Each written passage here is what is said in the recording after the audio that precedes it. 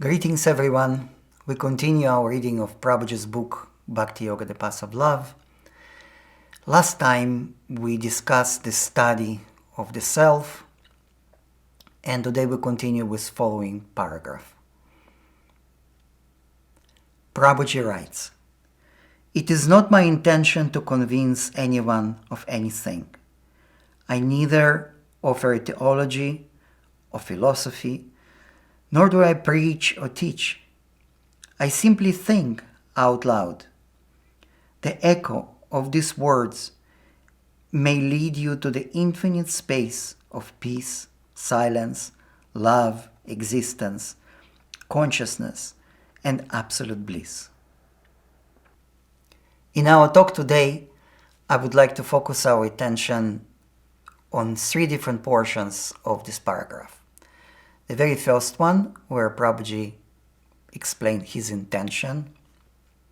The second one, where he writes, "I simply think out loud."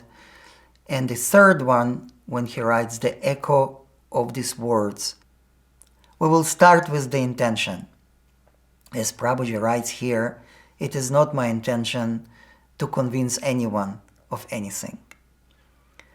Since he retired from public life many years ago, Prabhuji's days spent in a solitary prayer, contemplation, meditation, study, making his art, and in the last 10 years, more and more in writing his books.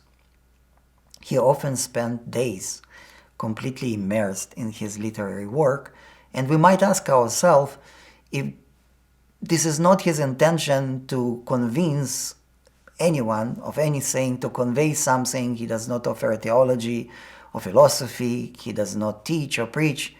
What is the motivation behind all this effort? And we will get to it very soon.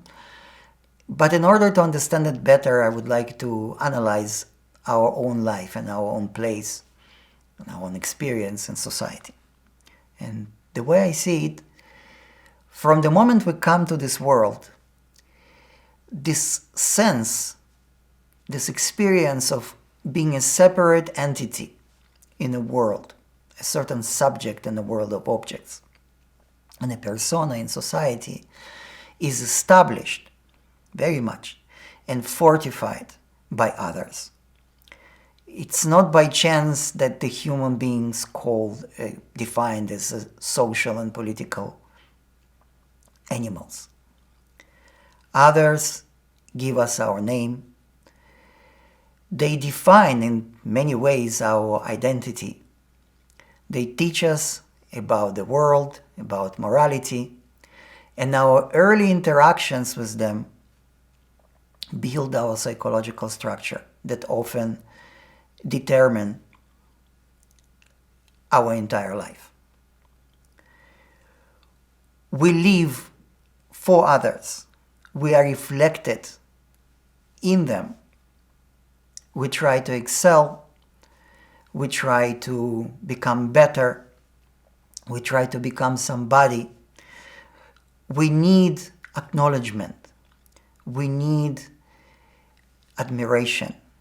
We need love of others. We need their affection. We need their support. It is so profound. And we sacrifice, we're ready to sacrifice ourselves for others. But with all of this, others are tremendously important in our life. To such extent, as one of the examples we can find in the Bhagavad Gita, and I would like to read it for us. Now we need to understand that Bhagavad Gita is one of the holy scriptures of Sanatana Dharma religion, and in this dialogue between Lord Sri Krishna and his disciple and friend Arjuna, who is a pious warrior, a being that lives on a very high level of consciousness.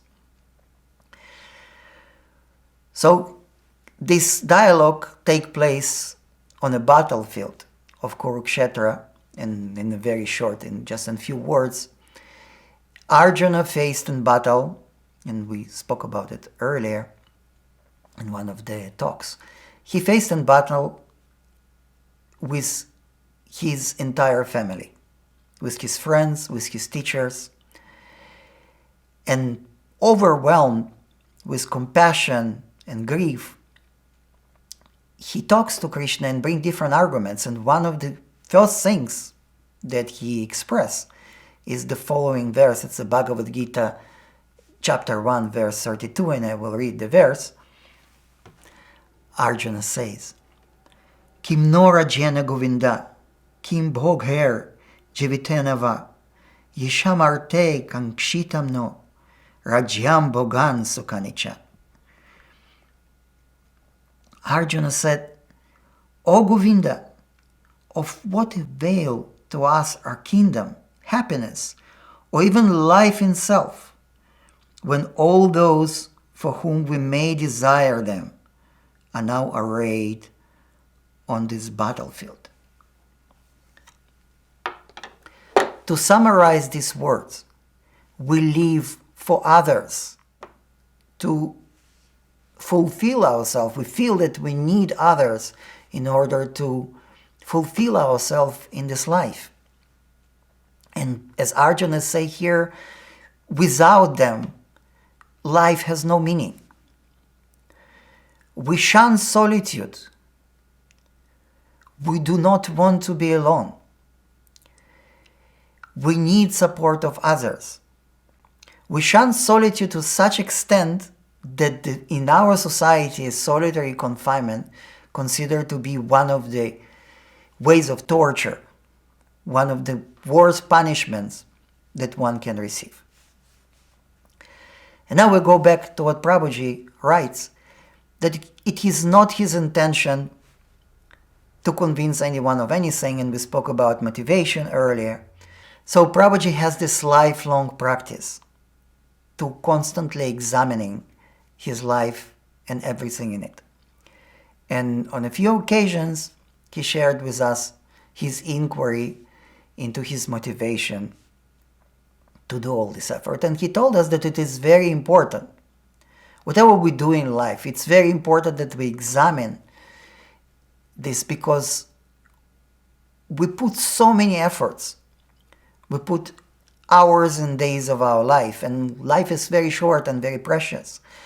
So it is a good practice to know or to establish for ourselves that what we do and why we do it really makes sense, and that we do not waste our life and our effort directed in the right way. When asked by his editors, who is your public? Who are you writing for? Prabhuji answered something like, anyone. And here he writes that it is not his intention to convince anyone of anything. So with all that being said, it seems like Prabhuji's effort, his literary work, in a way has nothing to do with others. As he writes, it is not my intention to do all those things. And we can feel that this is harsh. But Prabhuji shared with us something that I feel that will bring some light and will allow us to see it in a different way.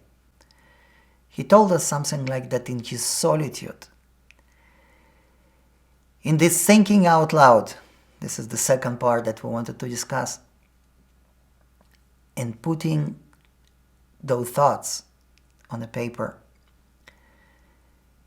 he found his most intimate friend. And he also said that as much as we shun solitude, only in solitude we will be able, maybe for the first time, to meet everyone. Prabhuji does not offer a theology as he writes here, in a sense that he does not provide us with certain dogmatic truths, certain set of beliefs that we should accept and follow them. This is the beauty of his writings, that they are polysemic. They are able to touch the heart of every individual in a very unique way and open to infinite amount of interpretation. He neither offers us philosophy, and I feel in a sense that he does not offer us some new exciting ideas that we can memorize and share with others as a show of our erudition without anything changing in our life. The words of the Master emanates from the depths of consciousness, from the background of life, as Prabhuji writes, different places, that underlines the entire existence, including our own. And if they able to fall on a fruitful ground, they can grow within us many folds, leading us to the source of our existence. As it's so beautifully expressed in a parable of sower that Lord Jesus shared in Holy Bible in Matthew 13, and I would like to read it for us because I feel it's so relevant. So this is from the New Testament, the Gospel of Matthew, chapter 13, verses 3 to 8. Lord Jesus said, "A sower went out to sow, and as he sowed, some seeds fell along the path, and the birds came and devoured them.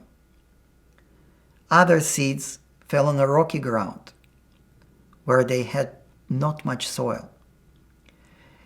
And immediately they sprung up, since they had no depths of soil. But when the sun rose, they were scorched. And since they had no root, they withered away. Other seeds fell upon thorns, and the thorns grew up and choked them. Other seeds fell on a good soil and brought forth grain, some 100-fold, some 60, some 30. He who has ears, let him hear." I feel that this beautiful parable is so related to the end of our paragraph, where Prabhuji writes, "The echo of these words may lead you to infinite space of peace, silence, love, existence, consciousness, and infinite bliss. That space that we all, regardless if we accept it or not, regardless if we aware of it or not, seek throughout all the efforts of our lives. Space that we so desire." And Prabhuji writes here the echo of these words. And I feel it's so significant. He doesn't write these words. And I believe the reason is that as sublime as words of the sages could be, as sublime as the Holy Scriptures are, we may memorize them all. We may be able to articulate the most intricate, sublime philosophical truths, while remaining in even darker ignorance. Sri Chaitanya Mahaprabhu, a great Vaishnava mystic, an avatar, a divine incarnation that descended in this world to teach us the pure love of God, wrote in his Shikshastaka, Chetudarpana Marjanam, cleaning the mirror of the heart, so it may reflect the light of the divine. And Lord Jesus, in his parable, speaking about creating this fruitive ground, so the seeds of the wisdom can take roots within us, can sprout and grow many folds. And I feel this is why Prabhuji writes in such a beautiful way the echo of these words. These words have to be reflected within us. They have to take their roots. They have to grow manifold and lead us to our own realization. And Prabhuji writes here, they may. And I feel it's so beautiful. He doesn't write, they will. He doesn't promise us anything. And I believe the reason is that the self, which is the essence of our very being, our very existence, like love, is something that, although constantly present, can be missed. We can spend our entire life, or even many lives,